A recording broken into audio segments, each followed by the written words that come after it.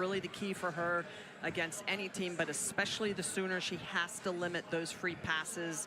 She's got 40 walks on the year, so limiting those free passes and making Oklahoma earn their way on is going to be imperative.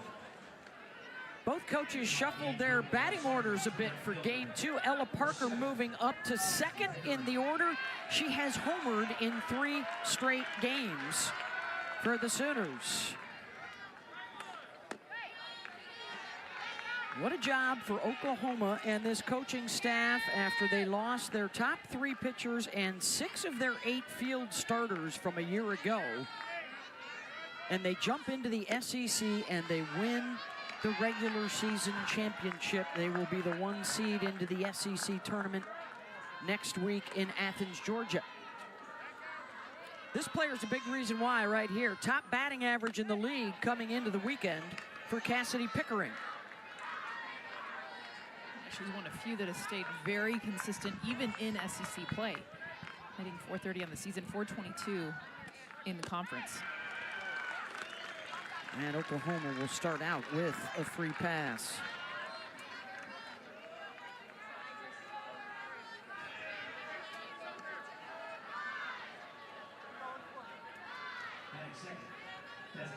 Ella Parker, the sophomore from Los Angeles, so she and Pickering came in a year ago, had a big impact on a senior-laden team, and now those two jump into the leadership role, guiding all these newcomers. Took some lumps along the way. I love it. Leadership roles as sophomores. I mean, that's how impactful they were as freshmen. It's pretty amazing. Well, you know how young this team is when your on-deck hitter, Nellie McEnroe-Marinas, is the captain after not playing last year. She's a redshirt freshman. And after a season full of FOMO, she told us this week, watching her teammates win the national championship, she is the most vocal of this new group that's come aboard. Yeah, just a lot of maturity all the way around. You know, the youngsters not afraid to talk, contribute. It's been good to see Ella Parker get back to doing Ella Parker things too. She really struggled in the beginning of SEC play. Last 8 games, hitting .500. 3 home runs, 4 extra base hits. And the biggest thing, we've talked a lot about her lower leg injury. It's that front leg. That was the biggest thing. The slug wasn't there. She was still managing to get hits. Now she's getting into that front side. Takes a strike there, 2-2. Look at the jump in the last 10 games. Starting to feel a lot more comfortable and stronger on that leg injury. She reaches out for that, ropes it to the gap in right center, and sliding in safely with a double, and 2 in scoring position right away for the Sooners. Threw the bat at this one. Such a strong hitter. We talked about that front foot, it getting down, but this one's all hands. She's able to get around an outside pitch. You guys, normally you get around something like that, you hit it to right field, it's off the end of the bat, this gets all the way to the wall. That's how strong Ella Parker is, and honestly, how confident she is swinging the bat. So an RBI opportunity immediately for Nellie Mack. 6 runs batted in her last 8 games with 4 home runs. She was spectacular in their series sweep of Texas last weekend. It'll roll outside the bag. Well, Nellie Mack with a lot of home run power, 14 home runs. How about Pickering, Nellie Mack, and Garcia? All of them with 14 home runs. Just so much balance at the top of this lineup. All of them over 40 RBIs as well.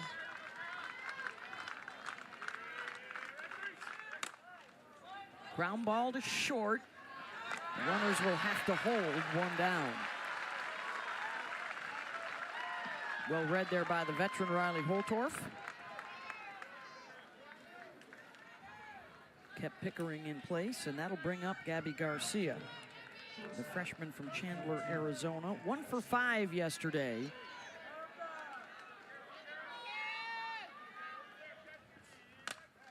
First pitch swinging, the backhand at second by Williams, over to first to get the out.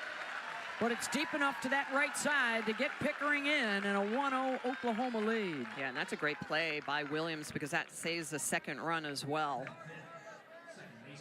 Not only picking up that out, so good job. 2 down with Perker at third, and it's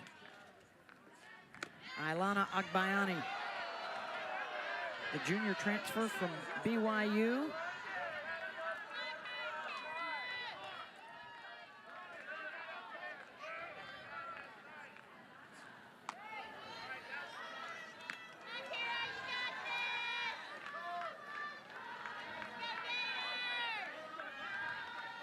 Two for 2 in game 1 last night. She was on base all 5 times she came up with 3 free passes. Yeah, it was her bunt single, too, that got the bases loaded. Lead to that winning run scoring. Thinking about it again there. She's got so much utilization and tools.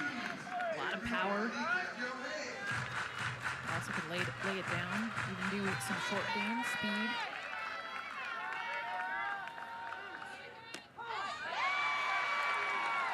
Called strike, full count.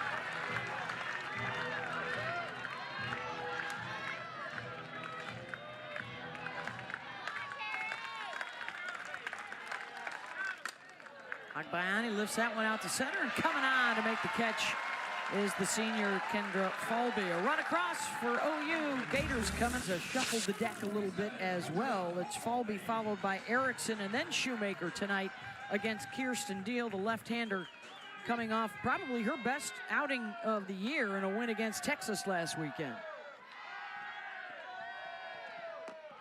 So lefty on lefty to start out with the top 3 in the lineup. Kendra Falby playing in her 251st game as a Florida Gator tonight.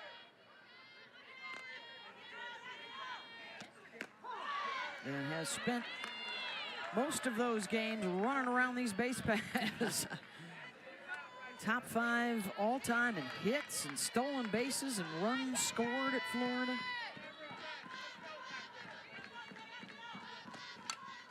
She arrived on the scene when Skylar Wallace was first a Gator as well, and the 2 of them at the top of the lineup, just amazing. Look at all those records.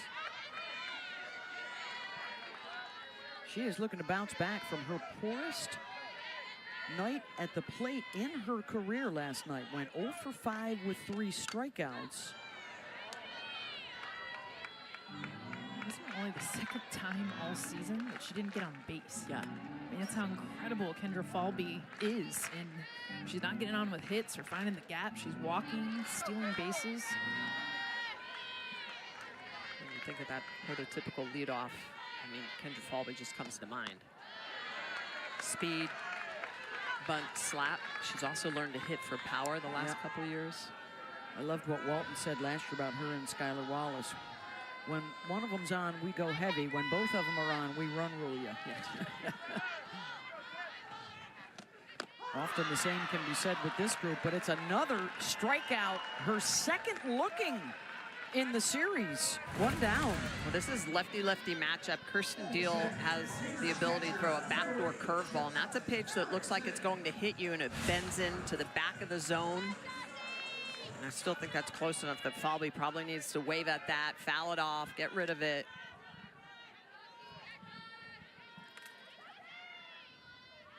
Jocelyn Erickson, who's usually a little further down the lineup, will step into the 2 spot here. She was 0 for 4 last night.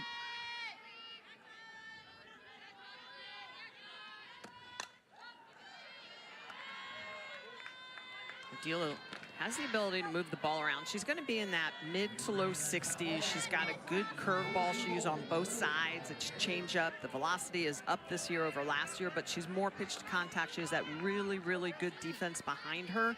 She feeds them a lot of easy ground balls, so they're not just mashed at the defense. They're able to make that play, but you know, she's got a great ability using that curveball about 40% of the time, a rise ball upstairs about 28% of the time, and then a little bit of mix.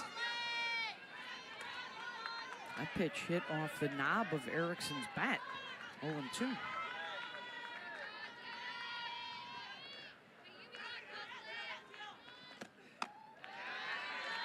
Of course, over the years for Patty Gasso, the lefty love from Jennifer Stewart and Kaylani Ricketts, Michelle Gascoigne, Paige Parker, and most recently G. Juarez, last year Kelly Maxwell.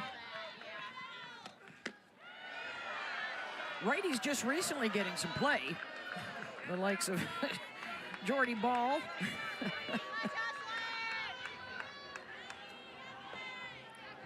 Nicole May, four-year stalwart, and one of their losses on the pitching staff last year. Well, that's going to be the pitch that the lefties are going to have to contend and deal with, that inside pitch, lefty-lefty matchup. And it's tough to see, just, you know, we're both left-handed hitters. When you're going up against that lefty pitcher and they hide it behind their back, you've got to make some quick decisions. Full count. She battles it there. The biggest thing with Kirsten Deal is because it has that curveball spin, is it looks like it's going to hit your front hip as a hitter, and then it comes back over the plate. So your reaction's actually to jump out of the way. Look at Florida's offense, lefty versus righty, clearly hit right-handed pitchers, and they faced a lot of good lefties in the SEC.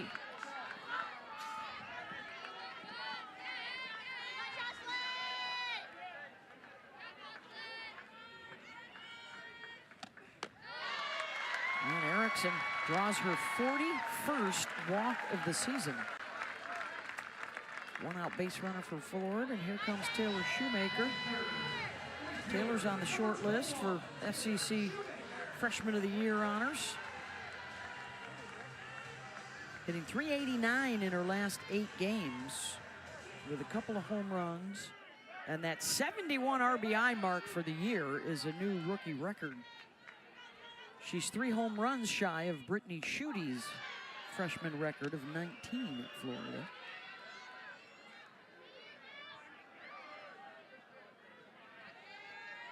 Her and Nellie McEnroe Marinas, too, the 2 top freshmen. And with Tori Edwards at LSU, yeah. It's been fun to see, especially in this conference. A lot of great freshmen. As well as Gabby Garcia, shortstop as well for. Yeah, their left side is it's crazy. Youngsters.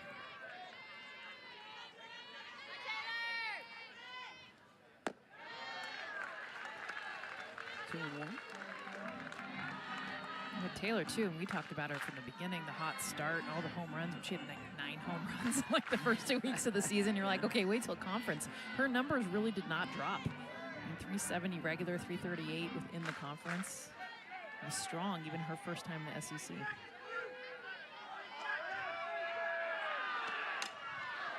Shoemaker out to left center, and on the move is Abby Dayton. 2 down.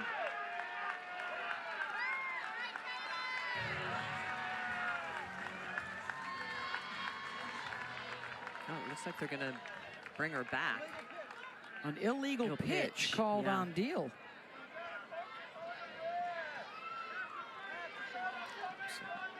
Shoemaker gets a bonus swing, bonus pitch. Boy, we haven't seen many of those this year.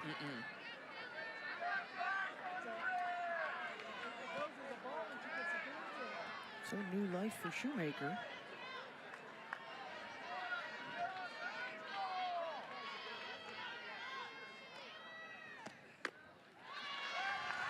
So instead of 2 outs, it's 2 on.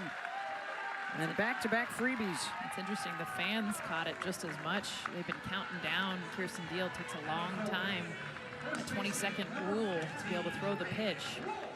It was interesting when Taylor hit that ball, all the fans were yelling about the clock. They were all over it.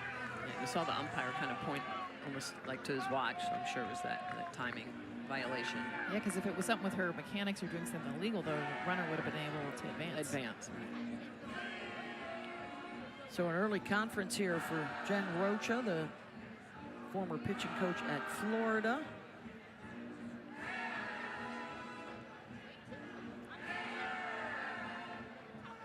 Tim Walton and the Gators a chance to strike right back after Oklahoma took the lead in the first inning. An RBI ground out from Gabby Garcia.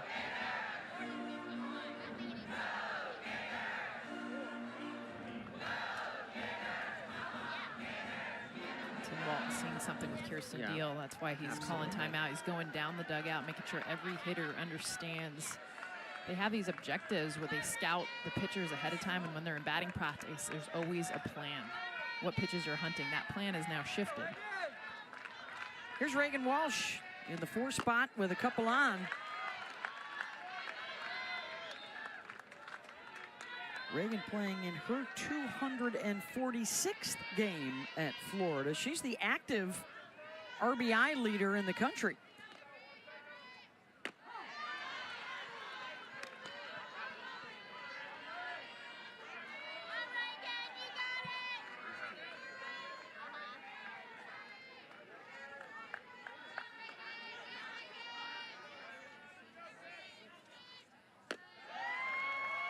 Batting .339 this year with a runner in scoring position. 1 RBI away from tying her assistant coach, Francesca Anea, at number 2 all time. Ribbies. Well, they're being very disciplined, not biting at anything upstairs. Well, they're recognizing it's a tight zone. I mean, Yeah. they're not really getting the corners called, especially if it's at the top of the strike zone. Take a look at Francesca Anea there. It's advantage hitters right now. Oh, Walsh may have swung a ball 4.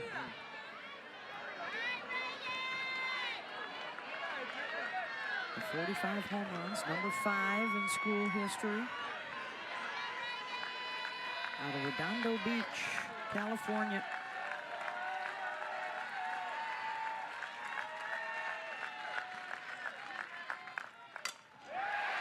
Laces that back up the middle.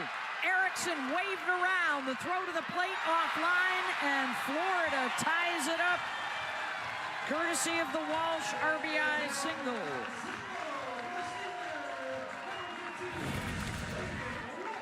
And after coming inside, get something more middle of the plate. So she had battled to get to this count. We talked about a tighter zone. This is where she had to come back over the middle of the plate. I mean, you're talking dead center, right on the barrel of the bat.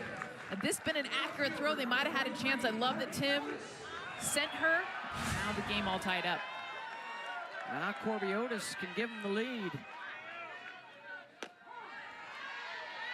And I'm surprised when that throw came all the way through that Shoemaker did not advance to third. She did have a couple of running mistakes last night, so probably just being a little bit conservative on the base paths. Yeah, but she's so fast. She was standing on second when the throw was made. Yes.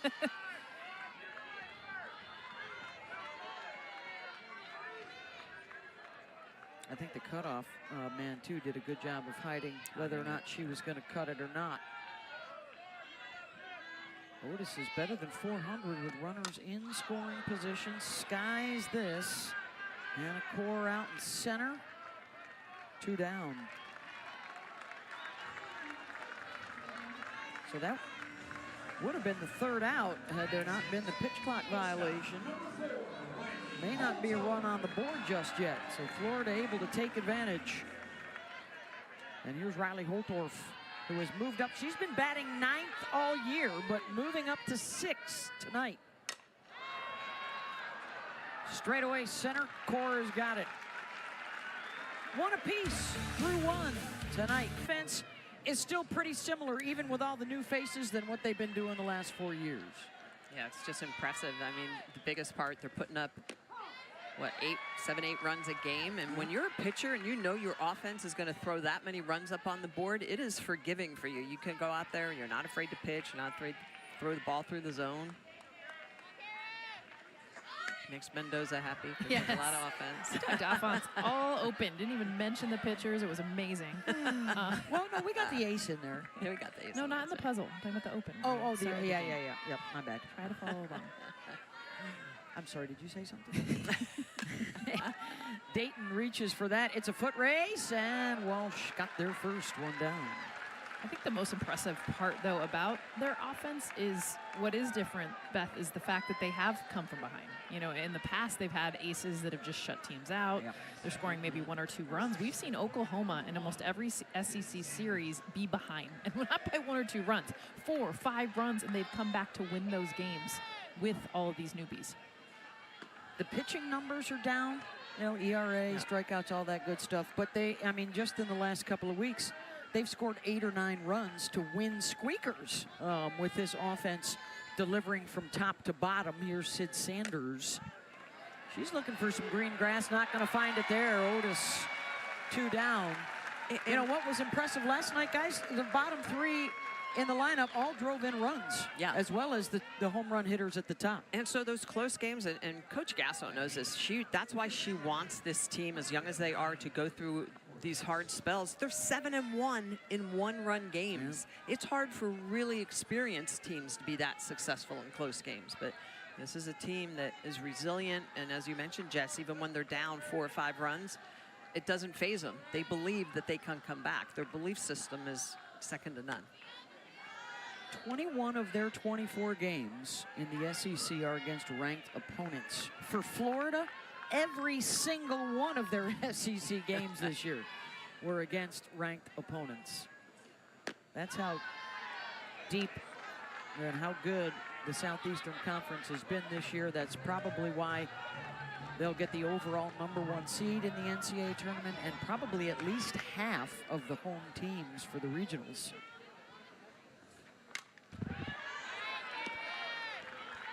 $14 of the 15 will go. If Missouri wants to go, they will have to win the SEC tournament to grab that automatic bid.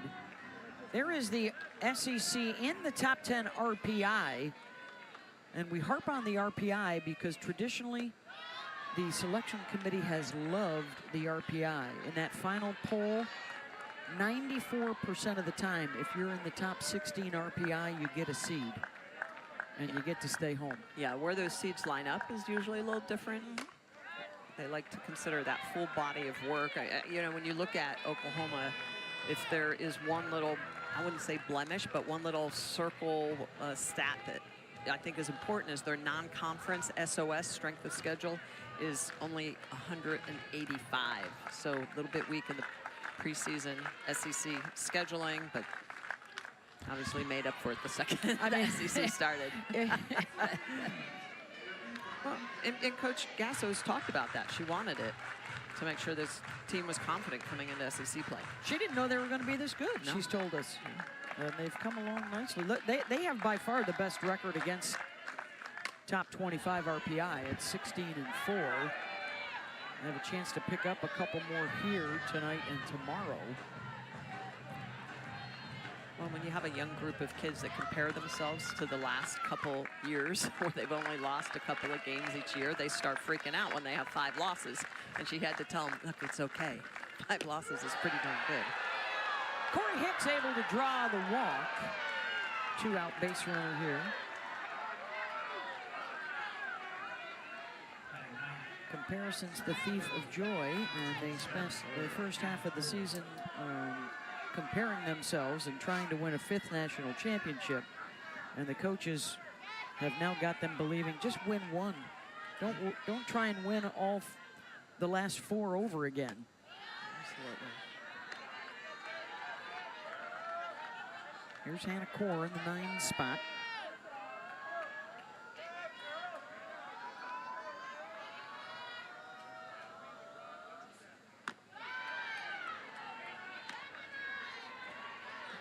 That scrappy hitter down here in the 9 hole had a couple hits last night. It was like off the end of the bat, finding grass, off the hands, you know, getting into the left field, right field.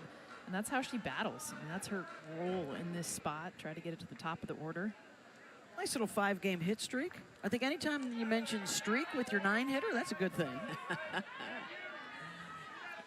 Yeah, when you're getting on base and rolling it over so that Cassidy Pickering is picking up the bat and you're on base, that's a good thing. That's a good sign. Erickson out to talk with Hammock.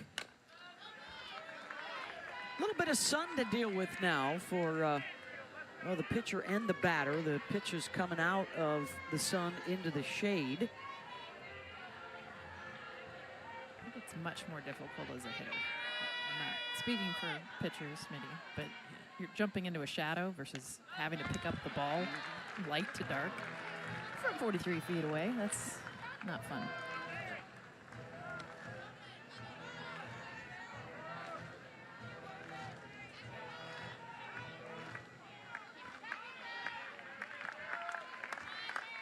Two-two pitch.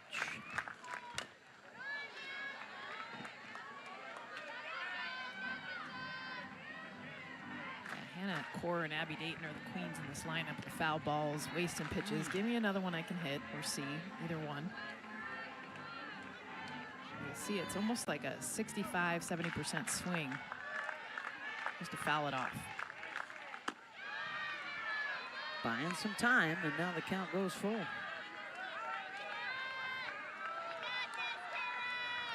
This will give Hicks a chance to get a running start at first.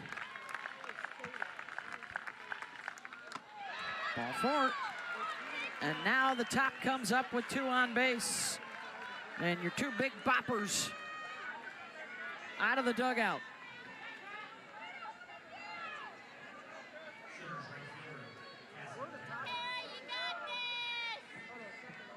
When we talked to Tim Walton this week, he said one of the big things is we can come back from a solo home run. We start giving up those 2, 3 grand slams, we're in trouble.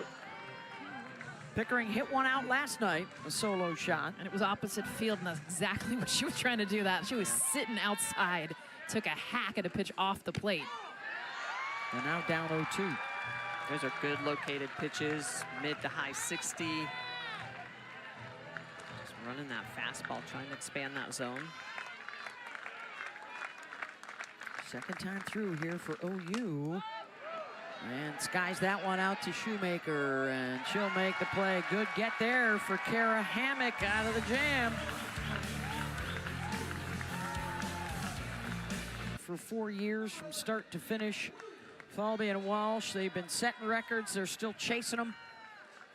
And with a 2 RPI and a #1 strength of schedule, they are in line certainly to be a top 8. And there could be a lot more softball here at Presley Stadium coming up in the regionals and the super regionals for the Gators, who, of course, were back at the World Series last year, knocked out by Oklahoma in the semifinals. But they did win one, forced the if necessary game, and then, of course, the Jada Coleman walk-off in extra innings. But the Gators have a couple of pieces of hardware, national championships in 14 and 15. Went back to play for another one in 2017 against Oklahoma, so they are the last SEC school with a title and with a trip to the championship series.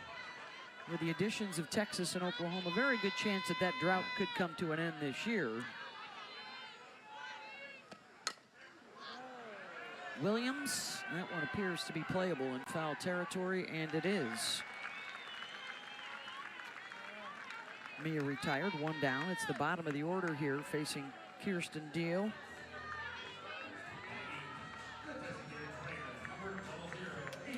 There's Ava Brown, the DP. 276 on the season when she's not out there in the circle. She's also a 10-game winner. Threw a couple innings of relief last night, 3 innings, and fortunately picked up the loss.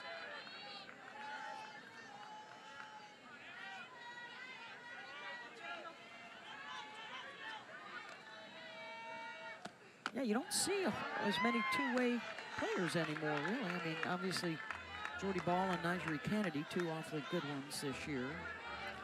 A lot of coaches are worried about injuries on the base paths, and it's just focus as well. The extra practice time to be an elite hitter as well as an elite pitcher. I personally wanted to do both because 2.5. Because you were really good at both. Well, well, practice time, it's a lot of time to be hanging out and shagging balls if your pitching workout is done. I was like, I'd rather be hitting. Well, and help yourself, too. Yeah, I mean, 100%. Can't imagine sitting there not being able to. And you didn't pitch just because? I hit everybody. I think I have the record still from my, like, Little League. Hit everyone. Hit batters? Yep. It can be traumatizing when you're younger. I think it was for Brown them. draws the walk. You did it for the good of the game. You retired that. Went out to the outfield where you were, I mean, you were above average out there, I'd say. Beth Mowins and what do we got? 3 gold medals amongst us. Michelle Smith, Jessica Mendoza. Everyone excited that Olympic softball is going to be back and going to be in the U.S. in a few years, where Patty Gasser will be coaching the national side. Yeah, already getting the team together. Tryouts a couple weeks ago. Yeah, there are a bunch of Gators and Sooners on the squad. Jada Coleman, Tiari Jennings, Kelly Maxwell for Oklahoma, and then Skylar Wallace, Amanda Lorenz, the Florida grads that'll be playing at the World Games in China this August. Also out of the SEC, Savannah Jaquish, Janae Jefferson. Softball's in such a great place right now, and every time it's coming back into the Olympics, it's always an exciting time, but also where the college game has been continuing to grow. AUSL launching its pro league this summer, all the golden tickets that have been given out. Getting these fan bases excited to watch pro softball this summer.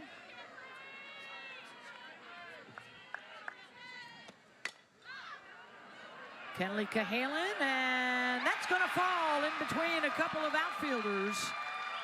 And a base hit out of the 9 spot.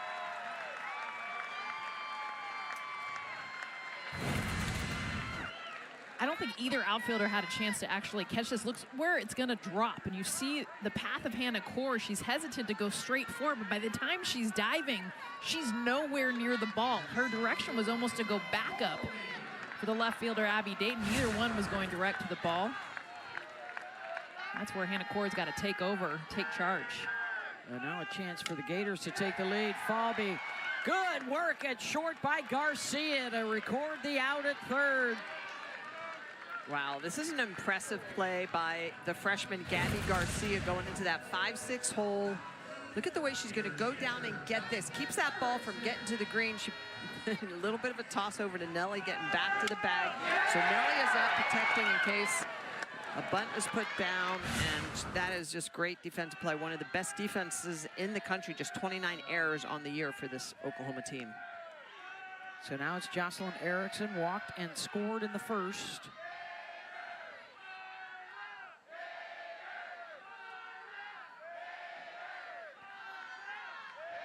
Looking for the 2-out RBI.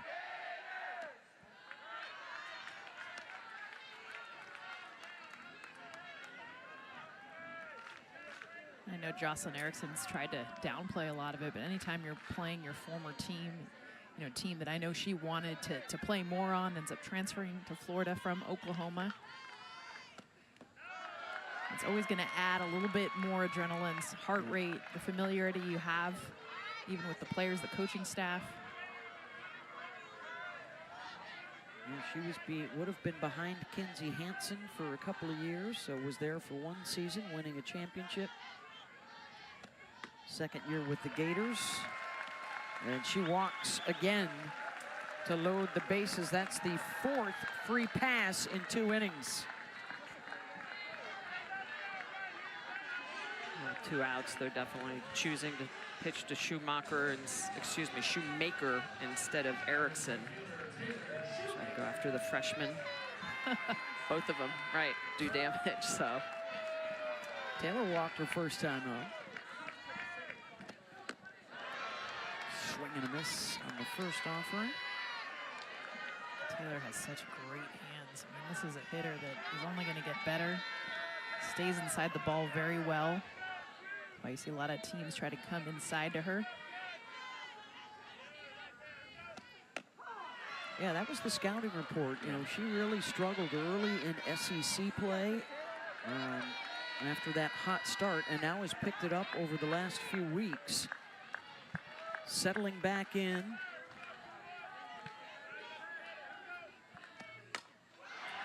Shoemaker, deep center.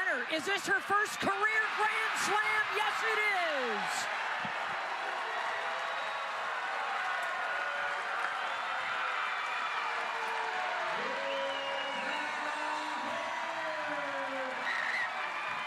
Pitch around Erickson to get to Taylor Shoemaker. Bad decision. Taylor Shoemaker. I love the adjustment too. After coming inside twice, and you could tell she was not interested in that pitch. She gets one more over the middle of the plate, but watch just when she gets her front foot down, her hands in such a strong position. Still sitting behind her with 2 strikes, clearing that center field wall. Beth, you mentioned her first career Grand Slam, 17th home run this season. Yeah, unbelievable. And just a great job of competing when she was being attacked on that inner half. And that's a miss for Deal. Pitch a little bit too close to the zone when she was ahead. Patty Gasso out for a chat.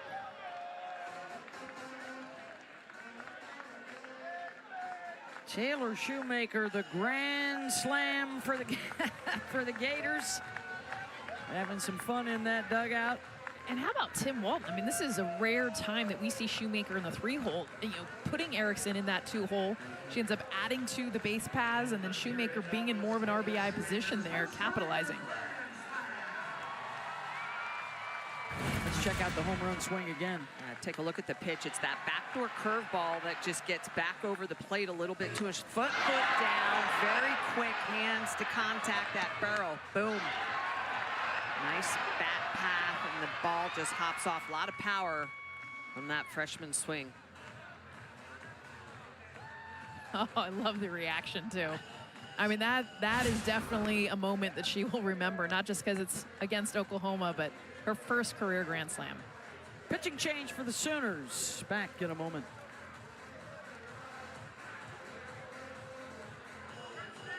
Bella Smith is the new pitcher, the righty transfer from Campbell, a 2-time Big South Pitcher of the Year. The senior out of Raleigh. She got a start in Texas, 3 solid innings. And now coming on in relief after the Taylor Shoemaker Grand Slam to bust it open for the Gators.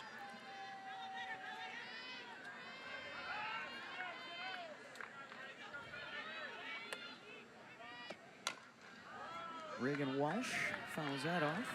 Bella Smith is going to throw about 41% of the time that rise ball. She's consistent, and that's really what Oklahoma needs right now. She's got that good changeup, but it's ability to throw a rise, drop, curve. She'll use all those effectively.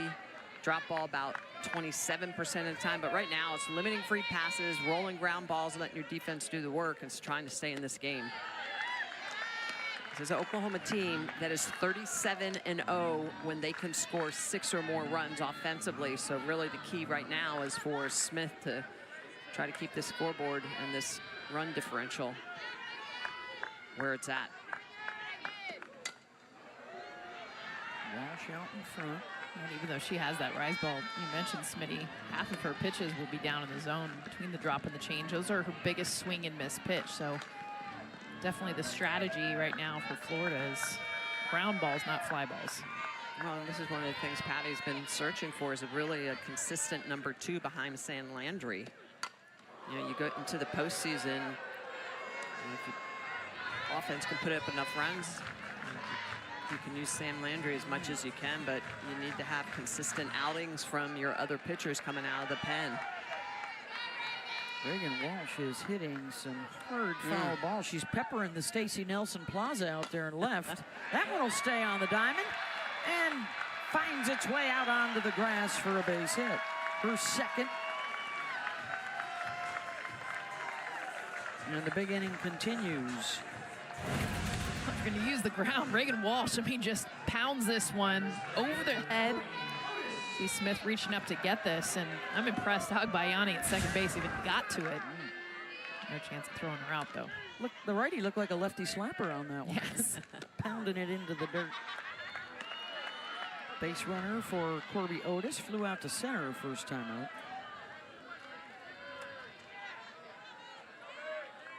senior out of Littleton, Colorado. In her second year, was an All-American at Louisville and an All-American here at Florida. Tim Walton hoping that she will be the SEC's Scholar Athlete of the Year with a 4.0 in biology. Loves how she thinks like a coach.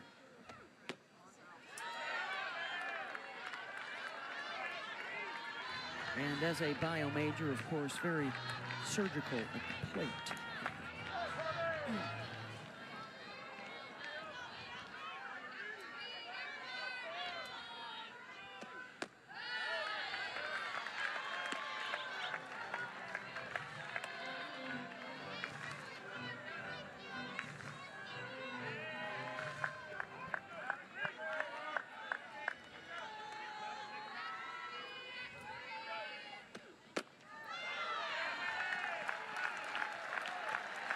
Otis aboard with a walk. And Riley Holtorf will be the 9th Gator to come to the plate.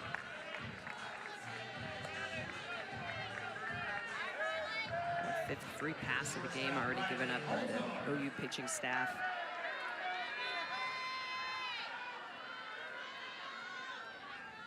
And all this coming on 2 outs. And the Shoemaker home run, an 0-2 pitch. Ouch.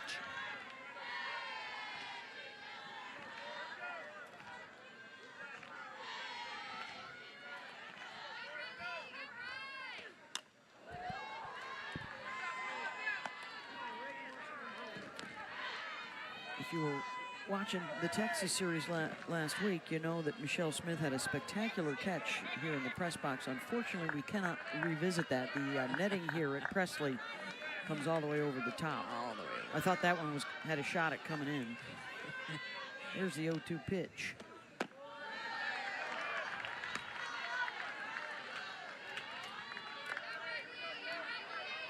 Smitty got the ball signed. I did. And you signed it. That's right. Katie Stewart with that. Very opportunistic foul ball. That was Katie Stewart, right? Yeah. How about Texas today? What was it, back-to-back-to-back home runs? They hit 4 total in the game. Reese Atwood, first Longhorn ever with 200 RBIs. Got RBI on the brain. Yeah. Bounce back. They were defeated last Yeah. weekend, our rivals. They were in every game too. Yeah. Scoring runs, but couldn't come away with the dub. Mississippi State beat Ole Miss to win that series. Game 3 of that Texas A&M Tennessee series right now leaning heavy Aggies as they try and lock down second place in the league. That SEC bracket should start to take a little more shape after tonight's games. We know Oklahoma's the 1 seed. Florida could be anywhere from 5 to 9.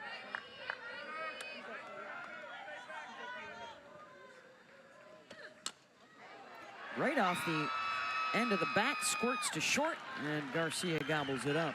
But damage done, Jess. 17th home run of the season. Taylor Shoemaker, the freshman, first grand slam of her career. The reacts say it all. Thank you so much, Dari. There is a look at your updated standings. Arkansas is playing later tonight. Mississippi State's already a winner, and Alabama in action tonight as well. How insane is the SEC tournament going to be? Gets underway next Tuesday. We've got every pitch, every game for you. Headed towards the women's selection show. Ella Parker, I mean, who's swinging a hotter bat than her right now? Nobody. I'm just, honestly, I'm so happy for her because she was so hesitant, so in her mind about her injury. And now just seeing her get that front foot down with conviction, and then the hands, again, pulling an outside pitch. She's so dang strong. Her last hit, a double to the wall. This one just smoked, no chance for a single. It is a tough out to get Parker. And gonna get doubled off the bag at first. Cahalan, 2 down. And Cahalan in the right spot. And this is a Florida defense that can glove it up very well. That is the 25th double play of the year. You can see it looks like it's going through the 5-6 hole, and that's one of those ones as a runner. It's tough because you're leaning, you're thinking that's getting out to the grass. It's gloved up, double play. So that's how you get Ella out. That's how you get up. Well, she's got a hit in her last 5 plate appearances in this series. Here's Gabby Garcia, who drove in the run back in the first and lined out to left. Gators showing off the glove work. Up 5-1. Tournaments have brought us 5 different champs. 4 different seeds have won the title in the last 5 years. Ground ball to short. Garcia's there. We had a 7 seed win the whole thing. We had a 10 seed reach the finals a couple years ago in South Carolina. The Florida Gators are your defending SEC tournament champs. They and Alabama tied for the most with 6 of them.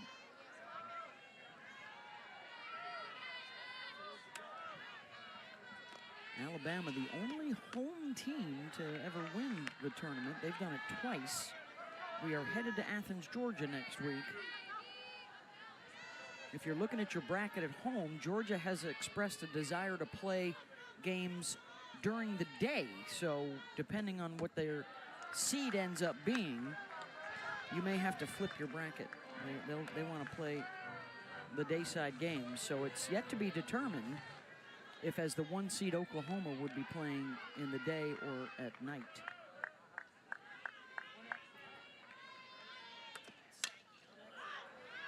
Brown. Another sellout crowd tonight. It has been spectacular here in Gainesville. 1 more to go tomorrow. Rumor is we're moving over to ESPN, the mothership, 5 Eastern. Heck yeah. Look at who we got playing.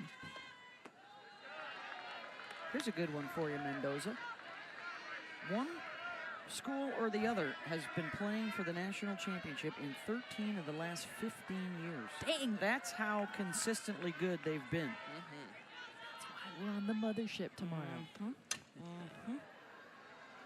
Poor Stacy Nelson, her plaza is getting just peppered tonight. There you go.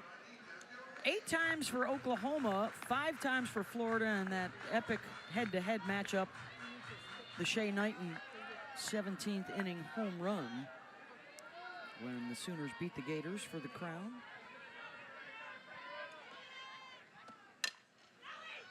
That'll stay fair. Nellie Mack's got it. Let's send it to Dari. All right, guys, how about 2 teams looking to get into that top 8 for a single bye, right, in the tournament? Bama, South Carolina. Bama rolled them 13-1 yesterday. South Carolina, though, 3-run shot. Lexi Winters, they're on top 3 zip. Thank you, Dari. Oh, that's big for those 2 in the middle of the pack right now, trying to move their way up.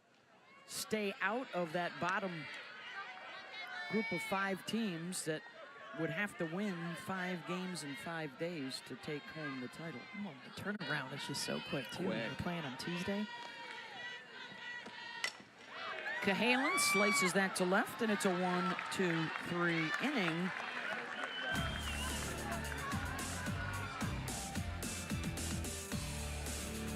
Sam. Okay, go Gators.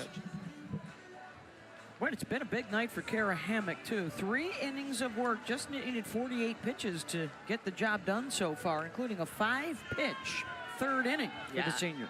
Just giving up 2 hits, both to Ella Parker. Has done a good job of allowing her defense to work behind her. She had a couple of free passes that got her into a little bit of trouble, but at this point, she's settling in. Here's Agbayani.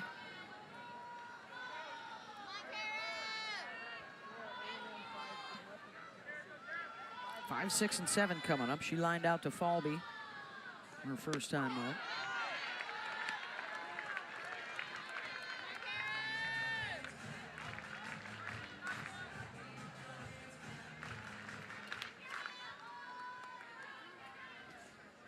You know, when Tim Walton was looking at the schedule, I mean, just a really rough finish. Trip to LSU, knowing Oklahoma was coming in here, he said, if we can go 6-4 in our last 10, we'd take that. Right now they're 4-4, so they're looking to win these last 2 and win a series against Oklahoma. I mean, they're still very much in the conversation as well for the #1 overall seed in the NCAA tournament, especially if they go back-to-back at the SEC championships. Yeah. And a strikeout for Hammock. How about Hammock? A little bit of a smile there, picking up a big strikeout first of the game, and you can see the way that she's going to put this drop ball in the inner half after working Agbayani on the outer half. She gets that drop ball to roll off the table and Agbayani to swing through it. What a moment for her. You know, you hear so much about the portal, and whether you like it or whether you don't, it's the reality of it. But a player like Kara Hammock transfers in from UNCW, wanted a bigger stage, wanted a night like tonight, and to be a part of something special at Florida, and it's coming true for her. Oh, right on cue. Keep talking me up, BMO, come on.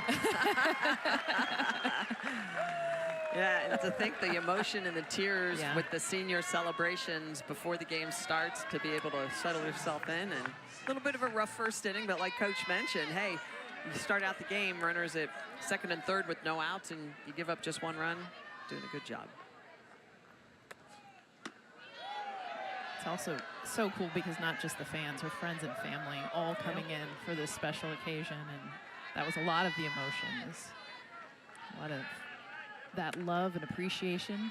I always think it's hard right before the game, though. They're crying in tears. Now go pitch against Oklahoma.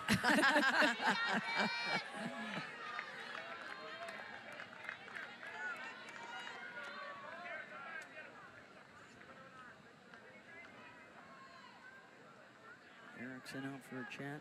I thought one of the coolest moments I've seen all year is, you know, the women's basketball championships, Caitlin Chen at UConn, who transferred from Princeton, wins a national championship with UConn, and all of her Princeton teammates were there at the national championship game to celebrate with her. She had left after she had gotten her degree. That's awesome. They probably felt like they were a part of it. Yeah.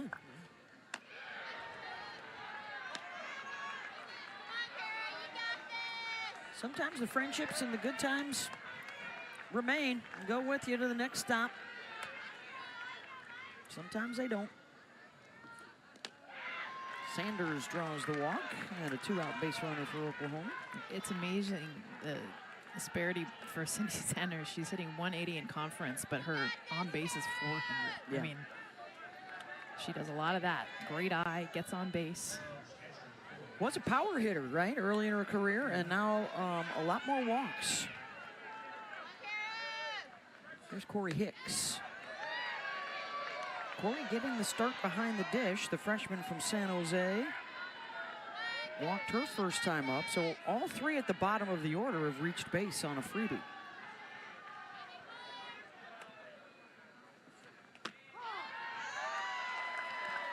As the Sooners try and chip away at the deficit. These are 2 of the higher scoring teams around, so you can't really feel that any lead is safe this early.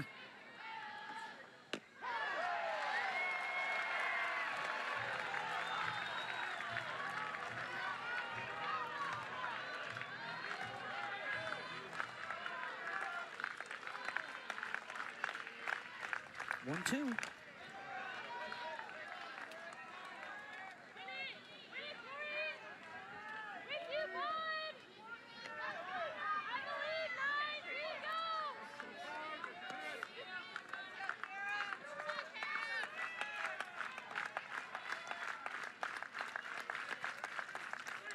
Got her. Off speed, and Hammock walking tall tonight in Gainesville. How about Hammock with the strikeout against Agbayani, the drop ball falling off the table. And she says, hey, I'm athletic, I can glove it up too. Throw it over to my buddy at first, Reagan Walsh. And then how about the changeup for the strikeout? Hammock getting it done. First SEC title to join all those Big 12 championships. That means it's their 12th in the last 13 years. And of course, it's carried over into the postseason. They have won 6 of the last 8 national championships. Getting groomed by your players. Staying humble. They've been to the World Series 8 years in a row, played for the championship 5 years in a row. And, you know, she's bashful about it, but perhaps the best coaching job with the fact that they lost their 3 ace pitchers and 6 of their 8 starters in the field. Find themselves down, though, 5-1. She said they want to take care of it on their own with a win in one of these last 2 games, as Falby is out at first. Probably just trying to make something happen. She's been a little silent so far in this series, puts that bunt down. But how about Nellie Mack charging in immediately, reads those hands, the turnover rate. The throw very close at first base. That is a base hit as soon as that hits the ground. That is a perfect drag bunt. Nellie Mack making a fantastic play. With the speed of Kendra Falby. I'm surprised they didn't maybe take a look at that. It was so bang, bang. It was so close.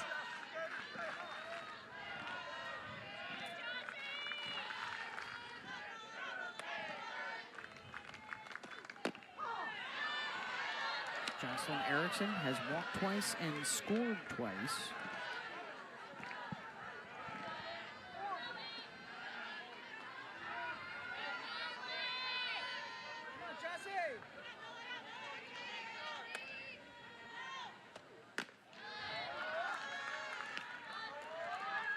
I think for a lot of these lefties, almost sit inside. Oklahoma has definitely tried to come in. Erickson, this at bat, has backed off the plate just a little bit more. Normally she crowds a lot more.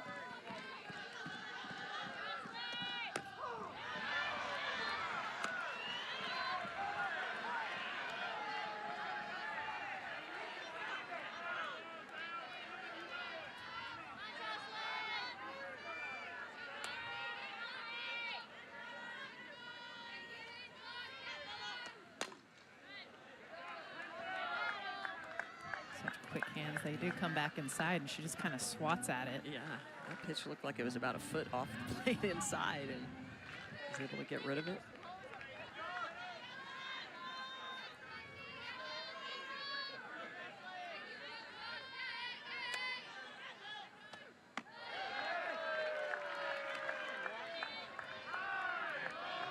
Full count.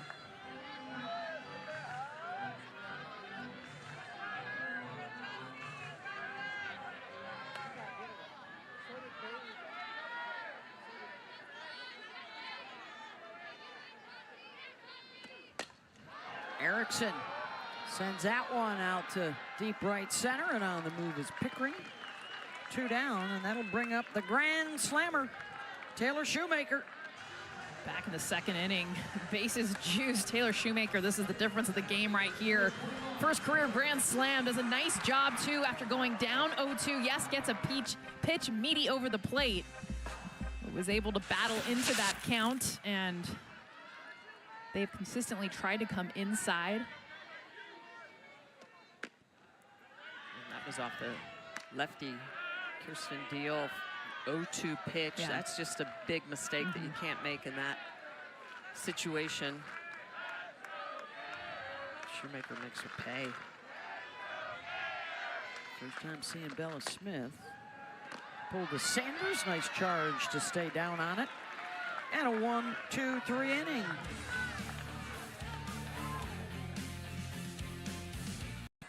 OU winning in extras last night, and Shoemaker with the big swing here this evening. Oklahoma, with other games going on today, has won the SEC regular season championship in their inaugural season in the league. The rest of the bracket starting to take shape behind them in this final weekend of the regular season. Florida can finish anywhere from 5th to 9th, so they will have a single bye in the tournament. A double bye for OU. And the other thing going on right now is Florida and Tim Walton looking for their first win against a #1 ranked opponent since 2014. It's only the second time a #1 ranked team has come here. Drilled out to left, and that gets by Otis, and Kaur racing around to second. Lead off, extra base hit. Hannah Kaur just keeps swinging the hot bat, too. She has battled in this 9 spot. We saw a couple hits from her last night. This one getting into a count. A pitch down in the zone, too. This is below the strike zone. Goes down and gets this. An interesting route. Corby Otis kind of went straight to it, got right by her. But a nice job from Hannah Kaur to roll up the top of this lineup for Oklahoma. Bottom of the order continuing to get on base in this series for Oklahoma. They were on base 7 times yesterday, already on base 4 times tonight.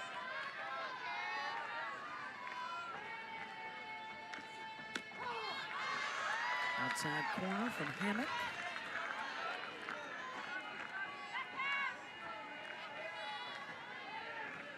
Pickering a hit in 7 straight games. Flailed at that one. Hammock using that changeup just enough to keep Oklahoma off balance. And she's going to go talk to Coach Gasso.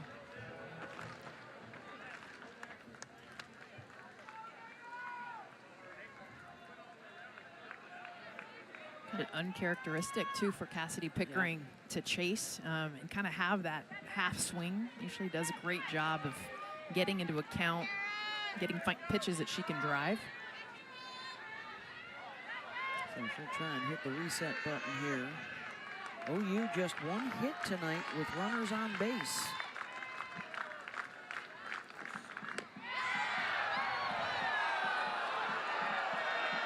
Two and two.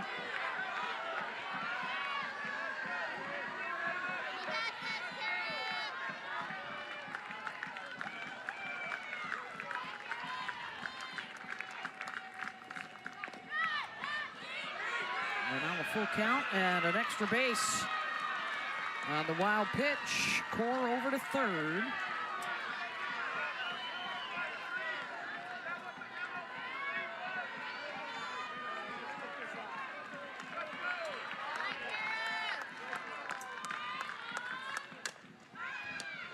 Fights on for 3-2. This is what's hard, too, for Hammock is to get her out. Yes, there's the changeup, but you want to come back inside, and that pitch is a strike. But with a 3-2 count, you go back in there knowing that the umpire isn't giving it to you. That's right. It's tough. Just foul.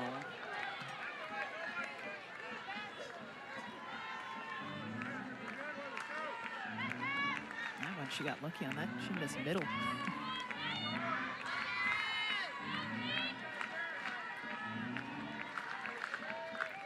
Still a little bit out in front of that pitch. And fights back to draw the walk, her second of the game. And a couple on board for Parker, who has a hit in her last 5 plate appearances.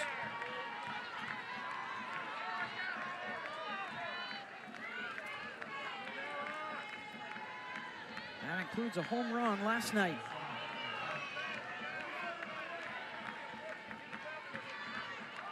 Chance for the Sooners to get right back in it. They got to be really careful, Ella Parker, just in general, but anything middle away, that's what she's been crushing. Even when her legs are out of it, her hands have been so strong. Parker smashes that and out of here. Ella Parker continues on her tear.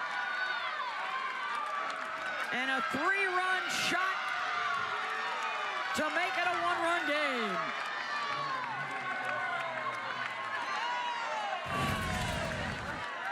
She's so hot right now. And this ability, too, this is middle. This is exactly where it's like no-fly zone. Can't throw Ella Parker here.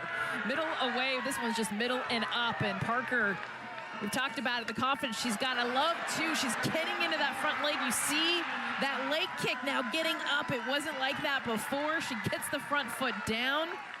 Hands, hips, everything together. She is crushing the softball. Yeah, and you have to miss in the direction of the pitch, and that one just misses right down the middle and gets tattooed.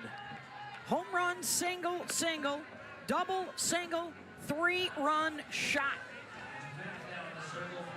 And it's 5-4, and the Gators will make a pitching change. Parker, if she gets another at-bat and hits a triple, she'll hit for the cycle.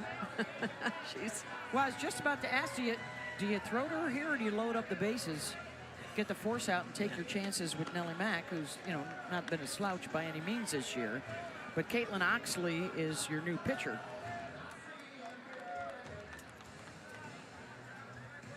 Yeah, I think you just can't throw her something that good in any count.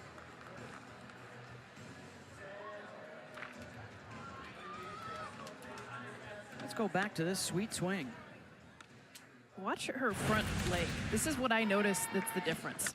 That kick, her foot getting up in the air. It was kind of hovering over the ground before, so it would kind of get like a couple inches off. Now she's getting up and in to her legs in a way that she hasn't since that injury to that front foot. And so I see a difference in Ella Parker this weekend, starting last weekend, but it's really the slug that's been the biggest difference maker. And her numbers are astronomical. Last 6 games, she's hitting over 500. 5 home runs now in that time frame. I mean, it's just been unbelievable. You can tell when she's healthy, she's swinging a happy bat. Yeah, a home run in 4 straight games now, much to the chagrin of Texas and Florida. And I don't think a lot of people realize, because they know what Ella Parker did last year. You're seeing what she's doing now, but she was hitting below 100 through the first 3 weeks in the SEC. And is this going to tie it up? Oh, what a catch by Falby, running into the wall in center. She has stolen another one. I mean, it does not get any better in center field than Kendra Falby. And there's a lot of good outfielders in softball right now. This is ridiculous. I get it's your home field, but she's in the air up against the wall making that catch. Look at where she's at. Foot up, ready to hit the wall. You just don't do that. You see that hit off the wall, you see it maybe, you get a glove on it, but not being able to make the catch in the air. That's like straight up Superwoman stuff. Oh, I love it. And we've seen Falby rob home runs, go over the wall. Yep. This was in the park, which is even harder. I know it sounds crazy, but when it's over the wall, you can actually use your footing to get up over it. There she was just straight up Air Jordan. Forget the senior day flowers, get her a cape.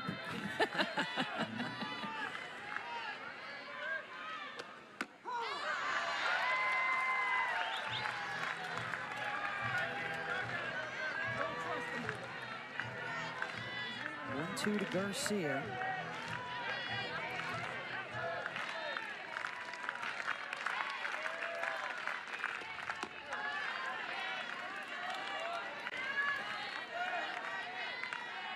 It's her reads too. Sorry, we're gonna talk about the catch for the rest of the inning. I don't care what happens. You fangirl away, Mendoza. Because it's the drop step to get her in that position too. That was smoked.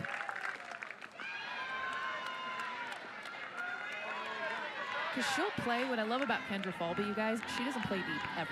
Because she trusts her speed to get back. Look at how far her distance is from the wall. And we've got the power hitters of Oklahoma coming up right now.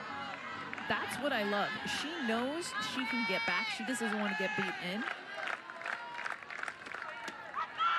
Garcia will draw the walk here. Some more glove love. But look at her first react. Drop step straight back to be able, oh my goodness, to get into that position. I mean, this is like 12 steps in the air. And she slammed her head against the wall. Yeah, Nellie Mack, you just got to tip your helmet.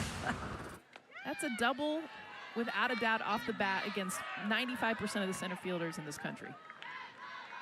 Well, and Tim Walton told us this week, you know, one of the keys when you're playing in this kind of environment against this kind of opponent, play competitive, but don't compound your mistakes. Yeah. Don't carry a bad day at the plate out in the field. Falby has compartmentalized it, getting the job done defensively, pumping up her teammates.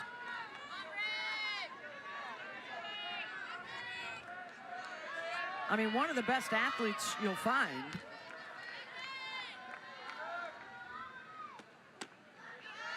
And I love what you said, Beth, because she's been struggling the worst that she has this season at the plate, right? She had 3 strikeouts yesterday, 0 for 5, trying to even get on with a drag bunt. Her last at bat, struck out earlier in this game. But that's what doesn't slump. It's just straight up reads, defense, and talent.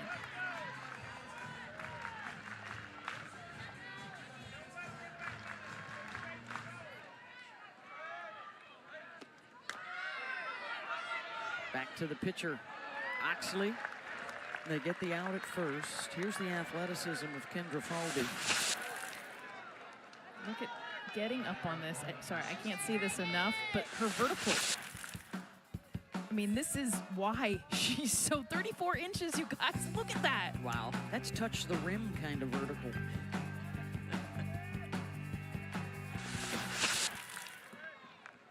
Amazing. And you mentioned it, Jess. You can have all those tools if you don't read the ball off the bat. I mean, just Yeah. her instincts are second to none.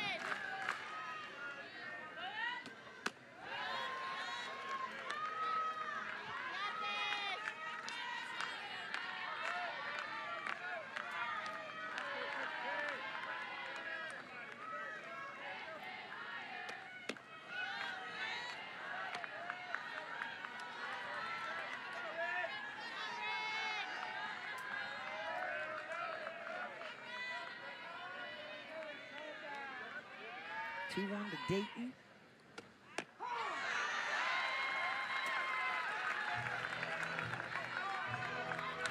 Caitlin Oxley's done a nice job too, just mixing speed, staying down in the zone, hitting the corners.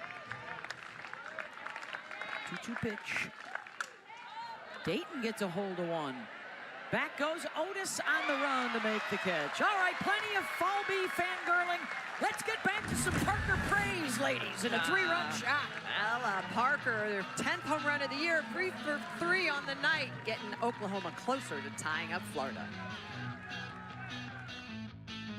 The weather's holding up tonight in Gainesville as we head to the bottom of the 5th in a 1-run game.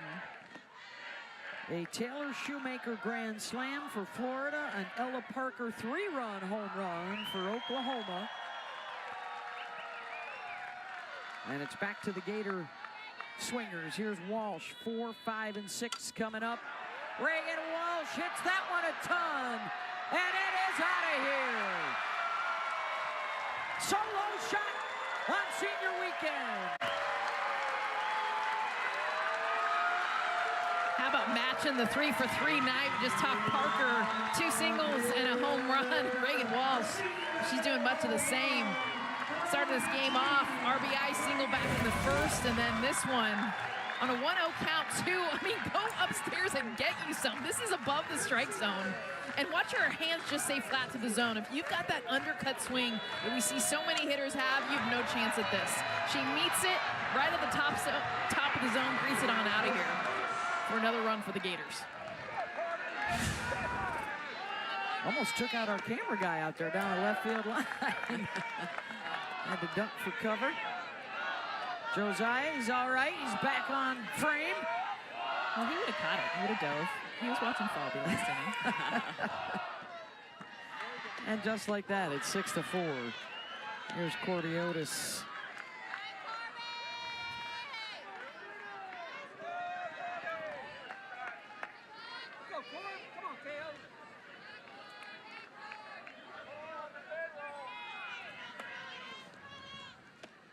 What a night for all of the Florida seniors, from Hammock in the circle, Falby with that catch, Walsh with a home run. See if Otis can get in on the action.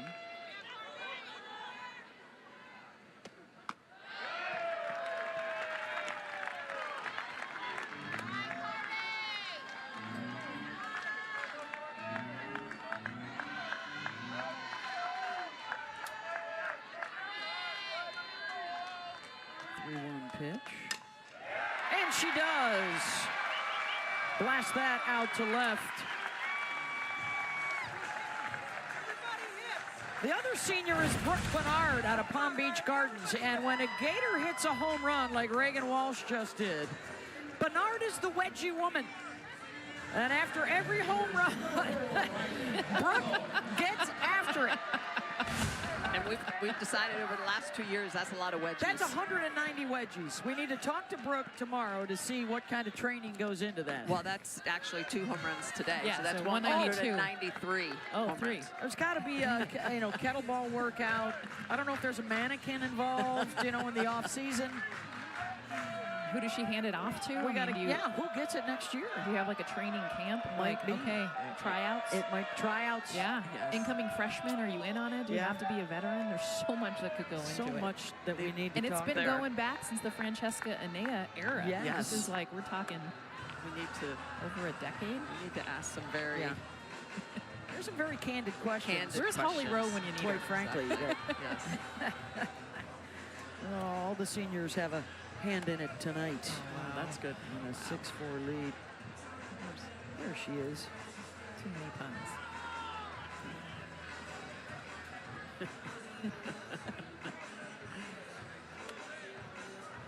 I'll just write them all down on paper so we don't have to see them on air. Doctor letters. Majored in BS. Here's the 1-0 pitch to Riley Holtorf. The grad student senior, the transfer from UW.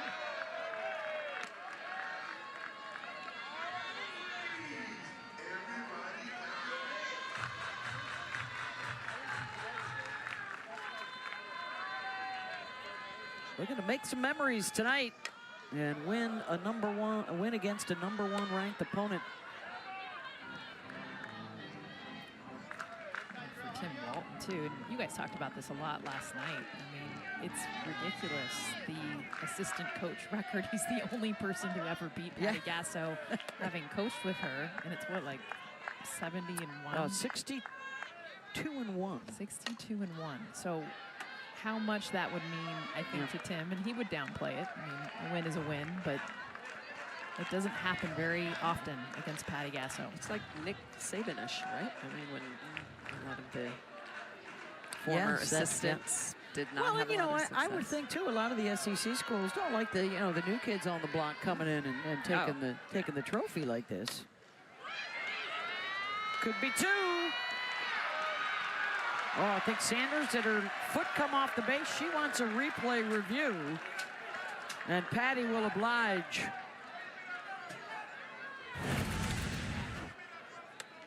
This ball well struck, but Nelly immediately knows she's going to be going over to Agbayani. Nice turn, and let's see, Sid Sanders Oh, they has a got her. great stretch. It looks like her foot is on the bag. I don't think her foot comes off. They got her. I'll go back to the replay review center in Birmingham. Should be quick since apparently there's rain everywhere else around the SEC tonight. All eyes will be on this one.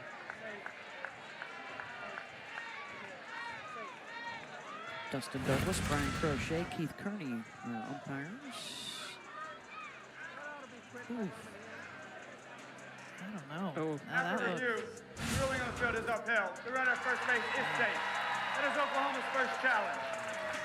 I think Holtorf had a little extra gas getting down that Yeah. line. You could tell she did not want to be doubled off. Yeah, that's the look right there. Boom. Ooh, man. Wow. That's close. So close. Definitely not enough to overturn, that's for sure. No, that's why he said upheld, yeah. So a 1-out base runner for Mia Williams. 5 home runs in her last 11 games. 0 for 2 so far tonight. 2-run shot for Mia in game 1 last night. Well, we've talked a lot about the home runs in this series so far, but it's also been the defense. Both clubs had 2 double plays last night. So.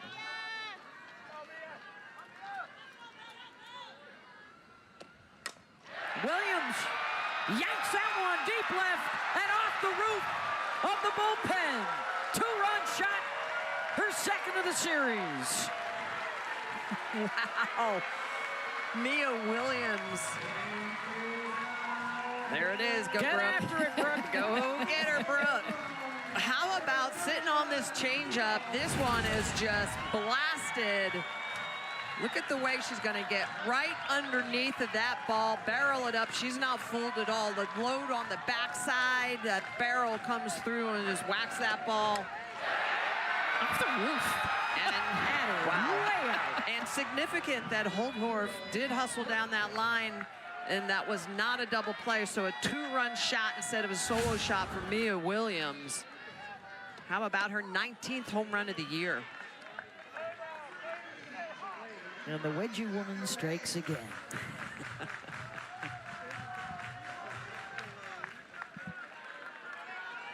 Mia's got it going. 2 home runs this inning after Oklahoma had gotten the game to within a single run.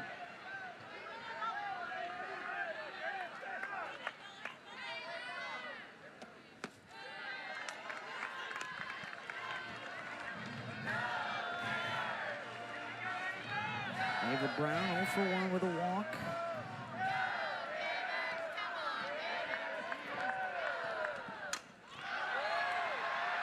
She gets a hold of one on the track at the wall, and it goes over off the glove of Abby Dayton. Back to back for the Gators.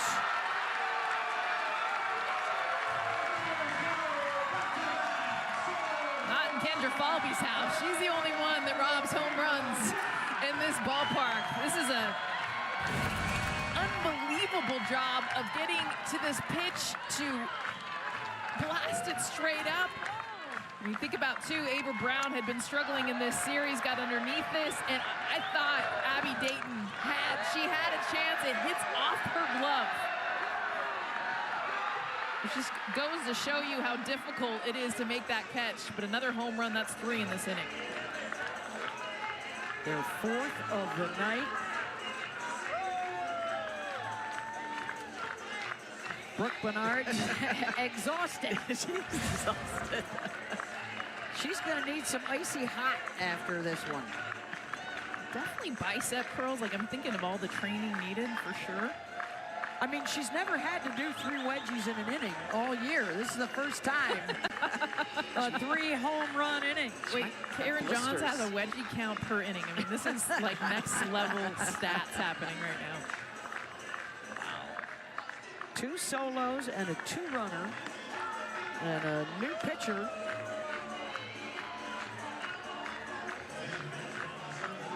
How about this crowd, too? I mean, they've been on their feet all inning long.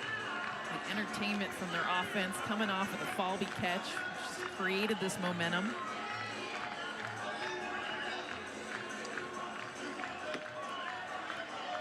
It's the freshman Audrey Lowry who will come on. Number 2 pitcher in the country coming out of high school. Has been dealing with a muscle strain, and look who's coming up. Yes. It's the senior, Brooke Bernard. So I want to know, if she hits Who a home does it? run, who does the wedgie? Oh, my goodness. Is it a self wedgie? A self wedgie? I don't know. Please hit a home run. We need to know. Who takes over? Brooks got 2 hits on the season. One of them's a home run.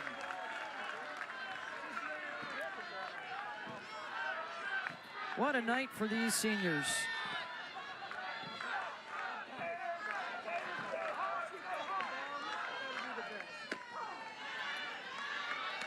Takes a look at strike 1.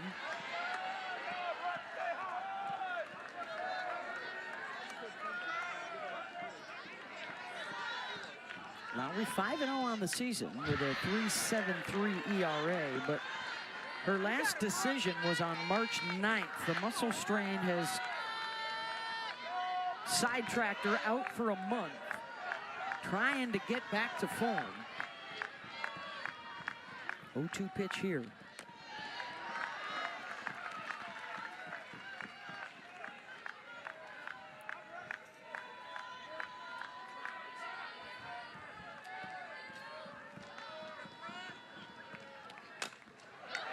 Chopper to short. Garcia makes the play. 2 down. Back to the top of the order.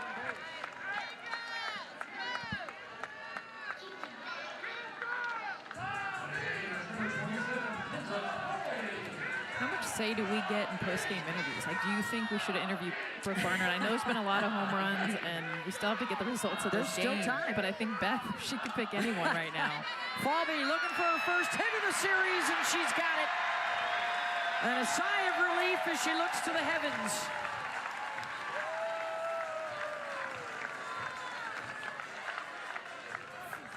Fitting that's an infield hit, and she uses her legs to burn down that line. And now look out, speed on the bases.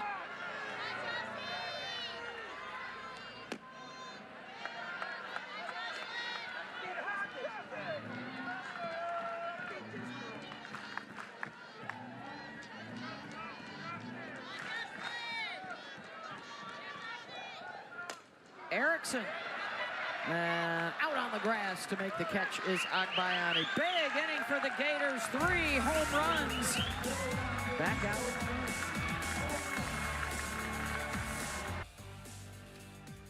Home run heaven tonight in Gainesville. A 9-4 Florida lead over Oklahoma. Parker had a 3-run homer for the Sooners, but the Gators have counted with 4 of their own, including a Shoemaker home run, and then 3 homers in the bottom of the 5th inning. And second time tonight, they've sent at least 8 to the plate in an inning. Comfortably back in front. Oklahoma still has some outs to work with. And here's Sid Sanders, 7, 8, and 9 coming around. Oklahoma has already clinched the SEC regular season championship, courtesy of Tennessee's win over Texas A&M earlier today.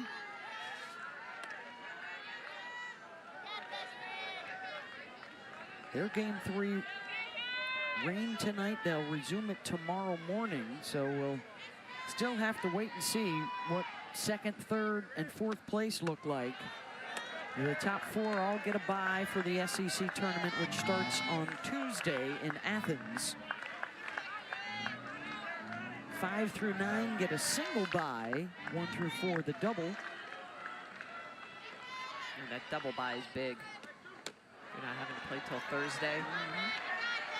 Looking at winning 1 game a day for 3 days instead of potentially 4 or 5 days in a row. And believe it or not, we are just 8 days away from Selection Sunday. May 11th, 2 hours of coverage for you on ESPN2 as Sanders draws a walk.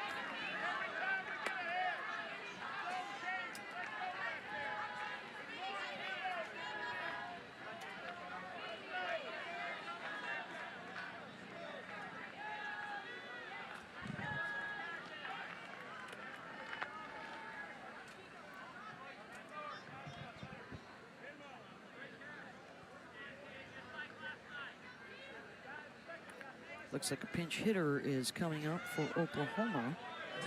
Tia Malloy had a single to drive in a run last night. The first RBI of the season in the conference. It was a big one. They took the opener last night, 6-5 in extra innings.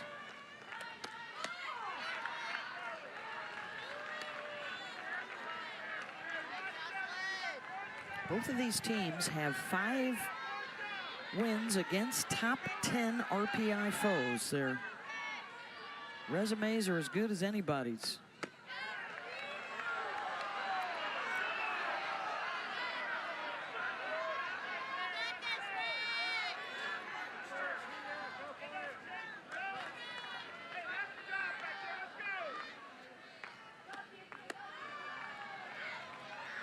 Erickson thought about the throw down. Cheney, the pinch runner down there.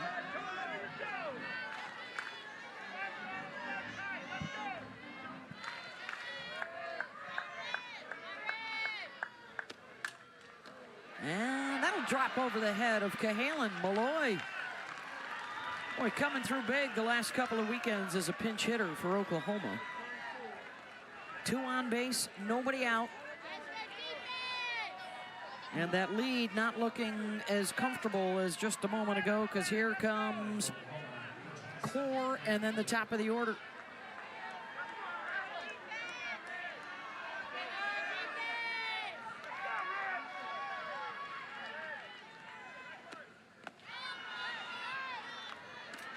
Core's been very strong in that 9-hole for Oklahoma. Double on her last at-bat, 2 hits last night.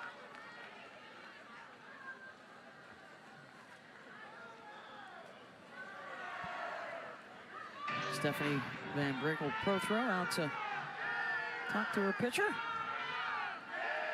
Here's a look at the postseason push. Their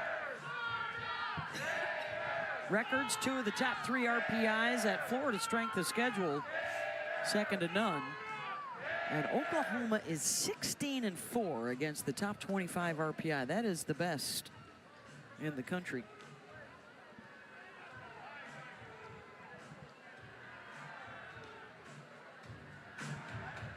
I would think the selection committee would have a hard time not giving the overall #1 seed in the NCAA tournament to the SEC champion, considering how strong the league has been this year. Outside of the SEC, UCLA looks good. Florida State looks good. They probably will both be getting top 8 seeds and could stay home for regionals and supers. Outside of that, a lot of SEC. A lot of SEC. Oregon looks very good. But yeah, it's going to be interesting. It's going to be SEC heavy. Florida State trying to win the win the ACC this weekend. Oregon a game up on UCLA in the Big Ten. Texas Tech has already won the Big 12, so they might just grab like a 15 or 16 seed. And there's going to be another change coming. Here's what we were talking about in the Power 4 conferences. Of course, the Pac-12 dispersing around the country. Congrats to Jerry Glasgow and his crew. Nigel Kennedy, they win the Big 12. Florida State is playing Virginia Tech this weekend. Their series getting underway tonight. And Florida State leads that one 7-3, so they could clinch here momentarily.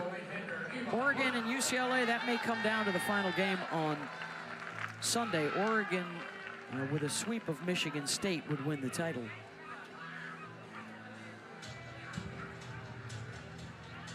Both pitching staffs getting a workout here today. This is going to be Ava Brown, who's been in the game as the DP, now coming on to pitch. Threw 3 innings last night in relief. Should be in the mid-60s. Really heavy screwball changeup. That screwball was effective last night, trying to work that away from the lefties into the righties. Good changeup as well. I'm guessing she must not have been quite warm, because Stephanie Van Brakel coming out, almost delaying before then Tim Walton came out. Yep. Well, they probably looked at the scorebook and saw that Core, Pickering, and Parker all got after the last pitcher, so Brown coming on to see them. Well, there's the scout on Brown. A lot of fly ball outs, and again, screwball, rise ball heavy. A lot more upspin, but it's the 3 different speeds. That's what she's going to need to use. So she's going to spin the rise ball at times, be more off speed. She has the changeup as well. So the air guitar comes out for Hannah Core. Nice. Little Metallica back on tour this summer. So she's feeling loose. Look at you, metalhead. Who would have thought?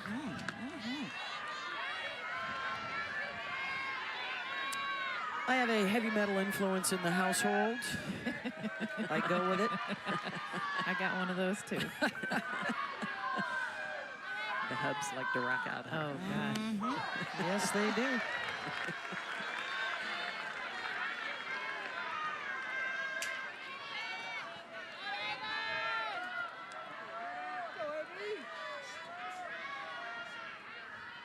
Here's the 2-1 pitch. coming back at us. Oh, that one would have been to us. Yep. We gotta talk to them about taking that top at least netting the down. top net. Give us a chance. Well, give Smitty a chance. This is Ava's 16th appearance in relief. Hey, there they are. Core. Cahalan steps on the bag at third and throws to second instead of first. And they don't get the out there. They only get the out at third.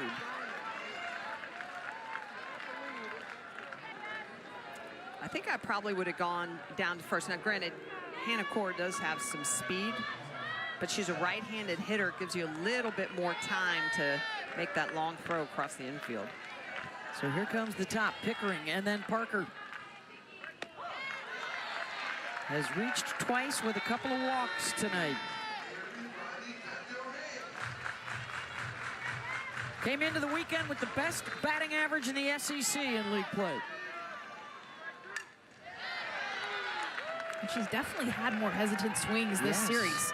We've seen a lot more check swings, kind of, waving at the ball, which normally she's very confident in understanding her strike zone and what she's looking for.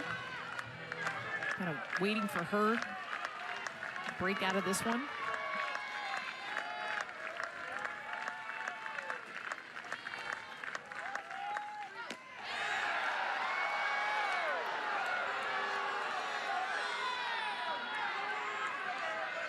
Got in a hole her last time up, got and bounced out of it to draw the walk.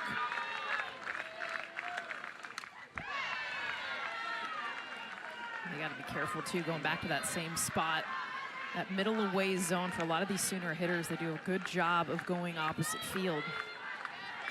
And to your point, Jess, you can go back there, but you've got to make sure you have a really good change in velocity. So go back there at 64, then come back at 54, like that. Pickering could only wave at that one. Asking if it was a strike.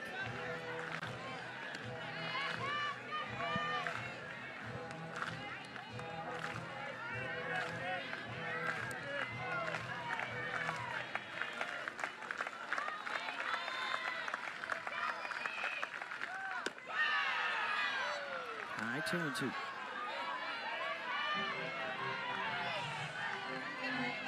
To come inside. Everything's been away or off speed.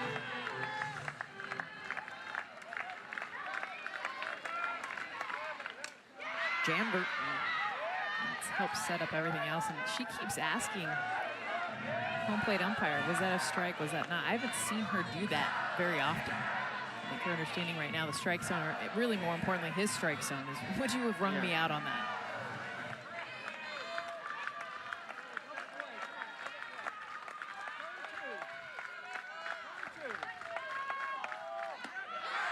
Nope, full count.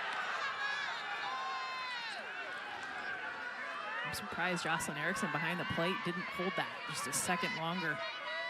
She popped up, and I think they had a chance for the strikeout.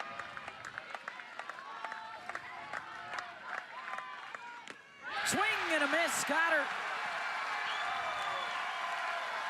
2 down, and what do you do with Parker?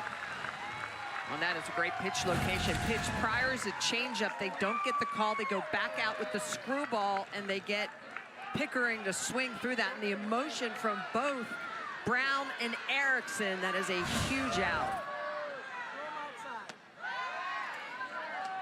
Ooh, this is tough. See if they can get her to fish on that first one. She's hitting everything right now, too. There really isn't an area that you can go with Ella Parker. 6 straight hits. Ooh, they do throw her a strike. Wow. You definitely can't intentionally walk her. You got Nellie Mack on deck. Remember, Kendra Falby robbed of a double off the wall.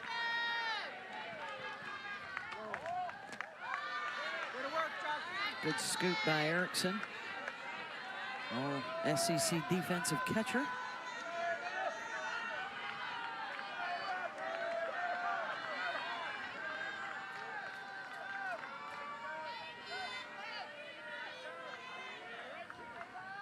Parker, not this time.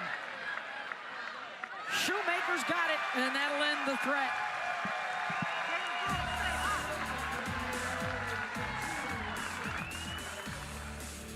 Everybody getting in on the action. Trying to knock off Oklahoma. Hammock, a terrific start. Walsh, a big night at the plate. Falby, fabulous defense. And Brooke Bernard got an at-bat and 4 wedgies. Given. The wedgie woman with 4 Florida home runs tonight. It's a badge of honor It is. to be the wedgie handler. The wedgie woman. It's really like a captain. It is. Here's Shoemaker, who had the grand slam to get the party started in the 2nd inning.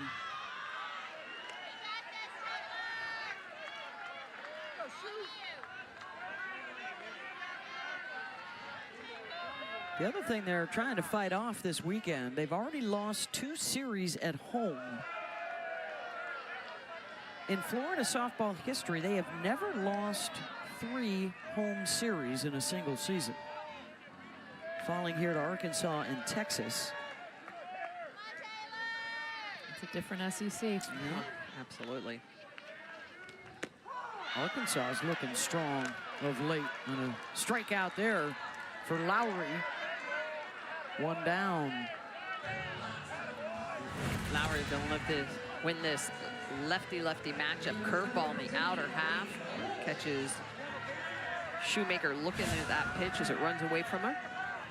Could be the start of 4 years. Those two going head-to-head, the 2 freshmen. Here's Reagan Walsh. Single, single, home run.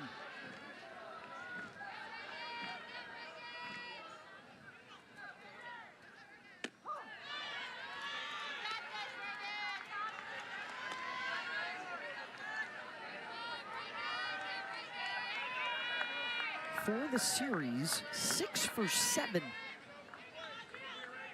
with 3 RBI. The hook pulled her back, 1 and 2.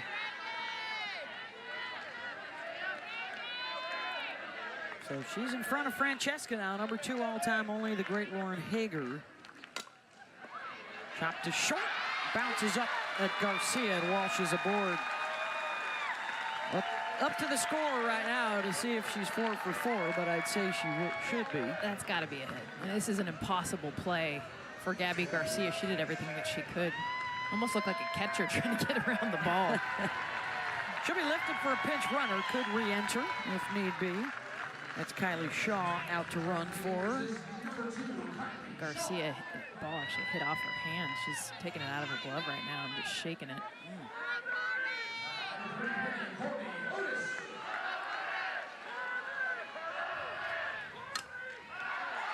Otis, another hard hit ball, and nowhere for Nellie Mack to go with it.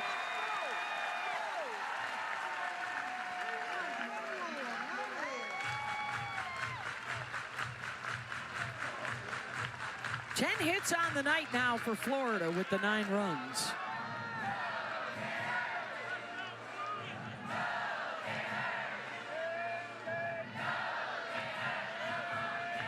And just like that, we are in run rule territory with Riley Holtorf coming up. 3 runs away from a run rule. Holtorf, deep center, and the catch on the track by Core. 2 down. Wow, that's right. That looked like it was out off the bat. 3 consecutive hard contact.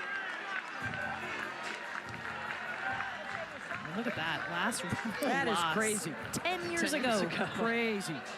That senior class last year graduated without ever getting run ruled or shut out. That last hit just needed 2 more feet and they would have done it. Can Mia Williams end it? She's already hit a home run tonight. Truth be told, we were handed that sheet of paper by the great Karen Johns earlier tonight, the last run rule, and then Parker hit the home run, and I tore it up, said I probably won't need that tonight. And now I'm scrambling to get that little piece of paper back. Well, she's scrambling to get you that paper back. It was Baylor in 2015. Yeah, there was a whole graphic on it too. I saw that. Yeah. With our crews on top of it.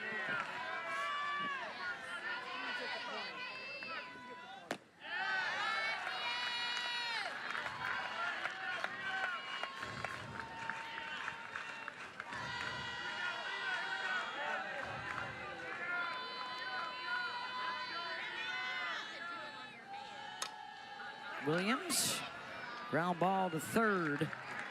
And that will end the threat, but we are headed to the 7th. Florida in charge. Storylines tonight.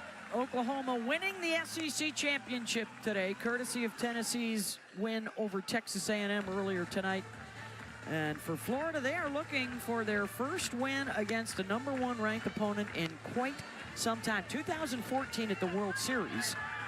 Last time in the regular season, 2013 at Alabama. Last time here in Gainesville, 2007 against Tennessee. Megan Rhodes, the pitcher for Tennessee. They beat the J-Train at Alabama. They beat Sheridan Hawkins at the World Series. And they are 3 outs away from that historic win. And that would make tomorrow's game on ESPN at 5 Eastern, the rubber match. And give that NCAA tournament selection committee some food for thought. Well, even just going into the tournament, we think we know, but then you have the tournaments themselves that are going to scramble it all up again. 3, 4, and 5 here are the last chance for the Sooners. Nellie McEnroe-Marinas is 0 for 3. 2 lineouts, though. Lined out hard to third base, and then Falby's catch out in center. She got Falbied. In for a strike.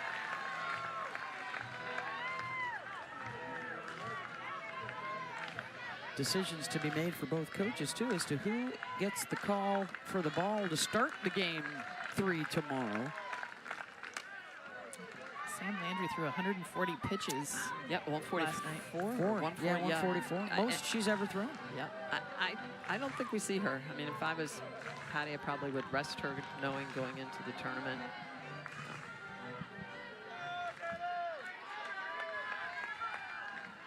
I want to see her. Give the people what they want. Well, and I love the coaching dynamic, too. You know, Patty and Tim, former head coach and assistant coach. They may be friends. They may be pen pals. They may really want to beat each other and win the series. Yes. Will be interesting. Well, and, you know, think about it, too. They win the regular season, but they also lost series to Tennessee, Alabama. Could they potentially lose this if the Gators hold on and win tonight? So think about it. You could be regular season champs having lost potentially 3 series. Just how tough the conference is.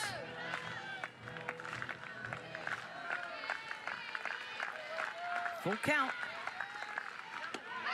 Lost her.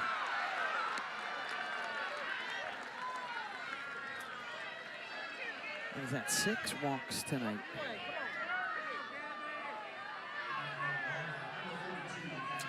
I have that's actually 8 walks that the staff has given up. You were close.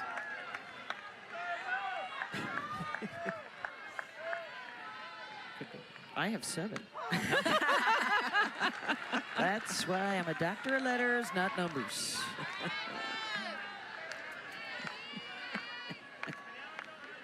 What do you got, Jess? You're the deciding vote. I got 8. Okay, 8 it is. Here's Garcia.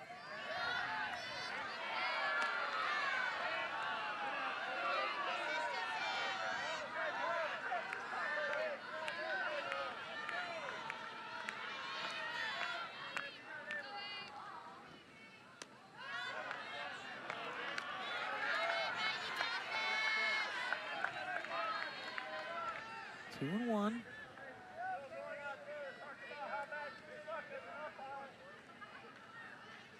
hard too when you have pitchers that work the corners. They go laterally.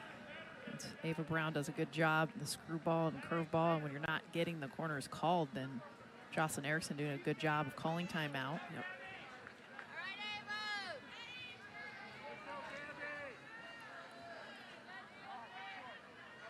Sometimes it's just a little reset, you know, throw to my glove, trust your stuff, work your spins.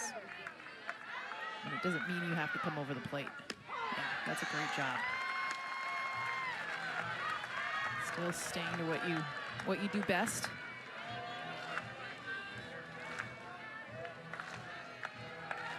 Another 2-strike count.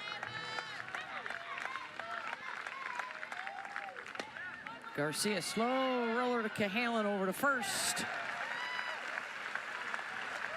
1 down.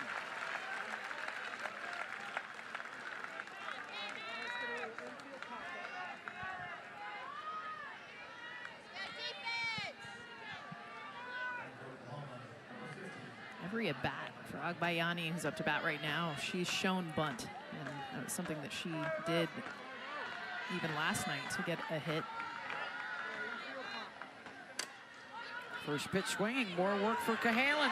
Over to first, 2 down.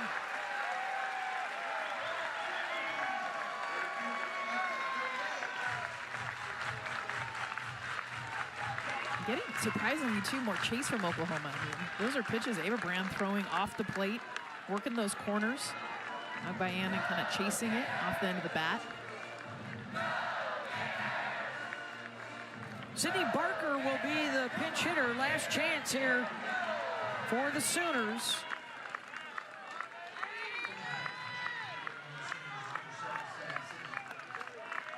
She got the start yesterday at first base.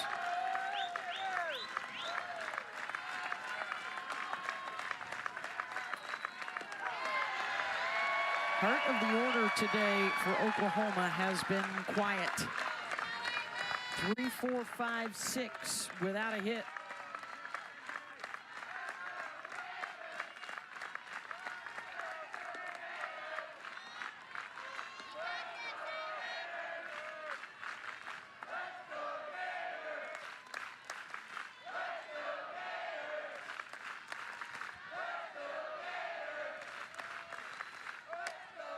Barker launches one down the line and foul.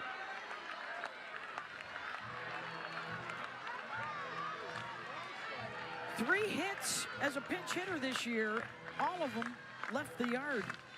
Almost did it again.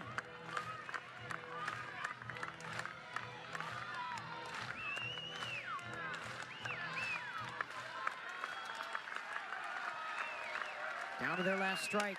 Barker. Glove by Cahalan. She'll get all 3 outs in the inning.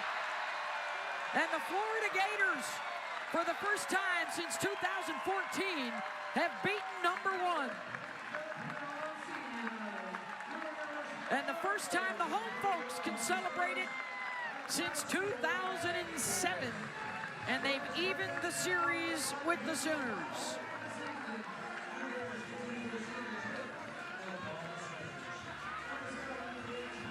Let's take a look at tonight's Reliable Connection, brought to you by T-Mobile 5G home internet, a lot of home runs. Started back in the 2nd inning, the freshman Shoemaker, grand slam, first of her career. That was in response to OU. Then upstairs, go get it, Reagan Walsh. Part of a 4-run 5th inning that included 2 more home runs from Mia Williams and Ava Brown. It's been the long ball, it's been the wedgies, it's been a whole lot of offense from this Gators team that's led the SEC all year. RBI, hits, and runs. 5 o'clock tomorrow night on ESPN for the rubber match.